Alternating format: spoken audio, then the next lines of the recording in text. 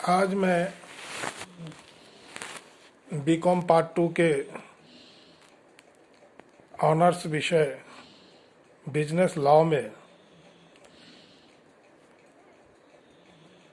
प्रस्ताव करने की इच्छा और प्रस्ताव करने के निमंत्रण में अंतर को बताने जा रहा हूं।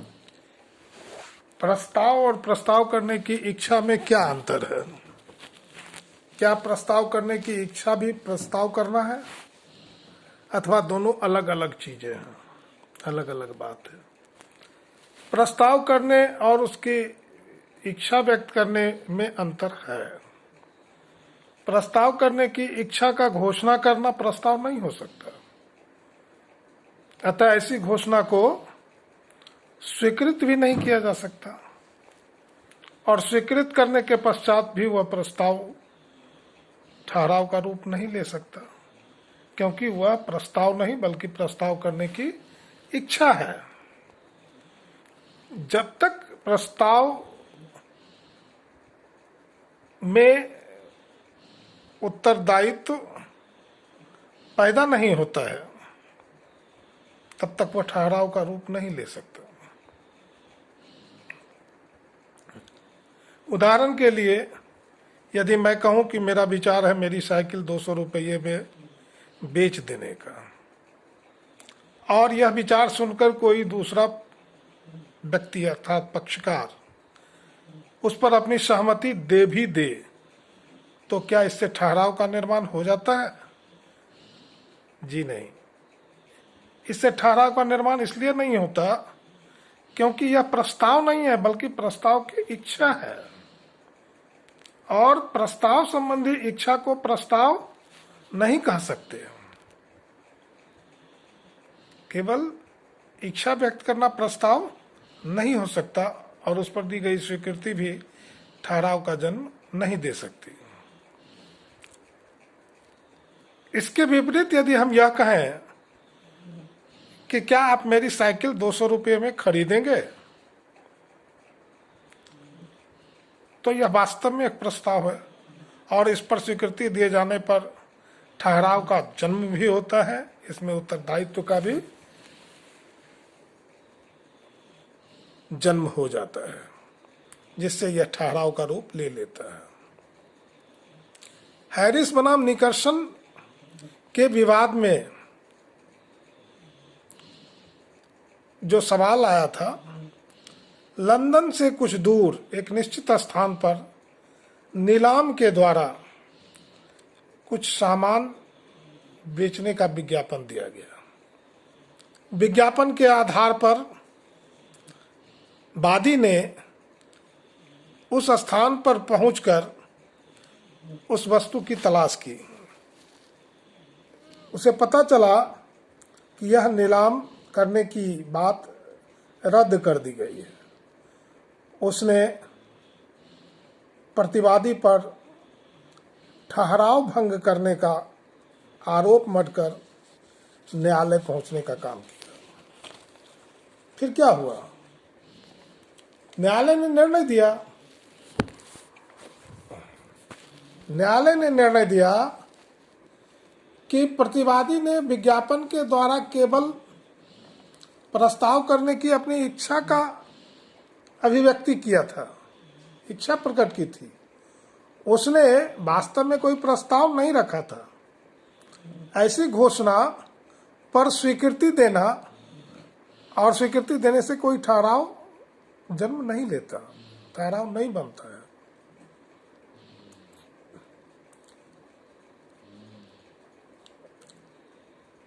मॉन्ट्रियल गैस कंपनी और बेसी के बीच के विवाद में भी यह बात स्पष्ट होता है।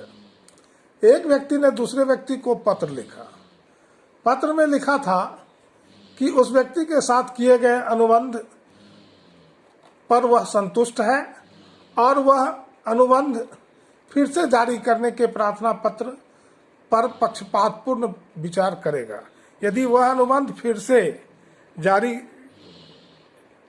करने हेतु प्रस्ताव कर दे तो वह उस पर विचार करेगा। न्यायालय ने इस पर निर्णय दिया कि ऐसा कोई प्रस्ताव नहीं हो सकता जिसे स्वीकार करके ठहराव बना लिया जाए, बल्कि यह उस पक्षकार की इच्छा है कि उस अनुबंध के जगह पर कोई नया प्रस्ताव करके दीजिए, मैं स्वीकार कर लूंगा। यह इच्छा है, यह प्रस्ताव नहीं हो सकता। फेरिना बनाम फिकुस में भी इस तरह के अंतर को जाना जा सकता है। इस विवाद में निर्णय दिया गया कि बातचीत के सिलसिले में किसी इच्छा का घोषणा मात्र कर देना ऐसा वचन नहीं हो सकता जिसे प्रस्ताव कहा जा सके और प्रस्तावक उत्तरदायी ठहराया जा सके, जब तक कि यह घोषणा प्रस्ताव के रूप में नहीं हो, प्रस्ताव के रूप में नहीं रखा गया हो, तब तक यह घोषणा रहेगी और यह प्रस्ताव का रूप नहीं ले सकता। अब हम प्रस्ताव और प्रस्ताव के निमंत्रण पर चर्चा करें। कभी कभी यह तय करना कठिन हो जाता है कि यह प्रस्ताव है अथवा प्रस्ताव के लिए किया गया निमंत्रण है।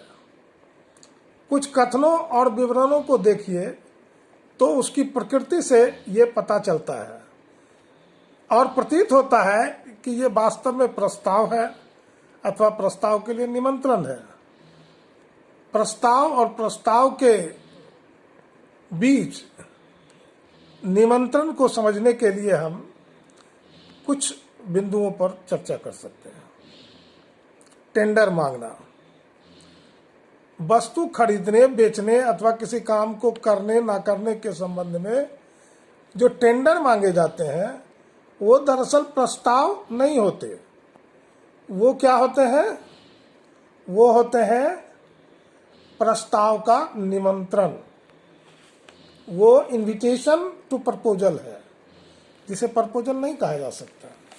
सस्ती चीजें बेचने का विज्ञापन, जब कोई व्यापारी वस्तुओं को सस्ती बेचने के संबंध में विज्ञापन निकाल देता है और इस तरह के बातों को यदि कोई प्रस्ताव समझ ले तो वो गलत है।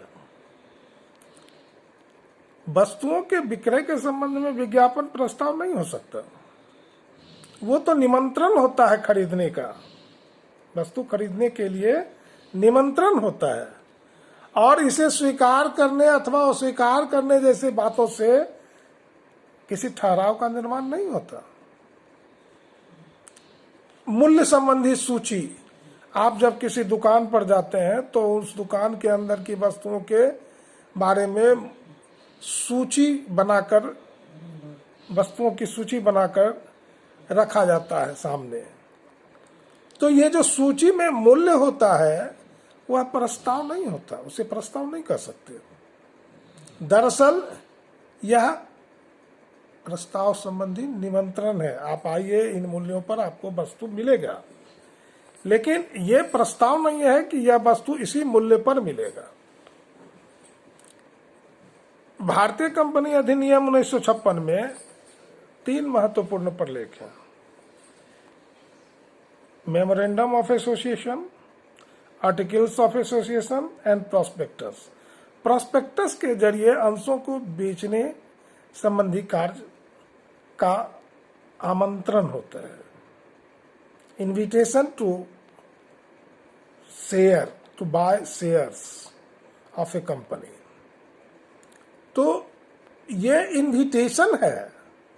कंपनी ने यदि विवरण के जरिए प्रस्ताव डाला है तो वो प्रस्ताव नहीं है, that is invitation to proposal.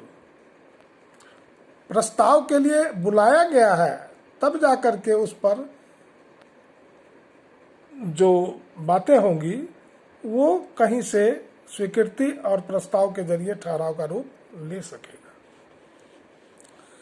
समय सारणी, आप रेलवे स्टेशन जाते हैं, देखते हैं समय का सारणी लगा हुआ होता है।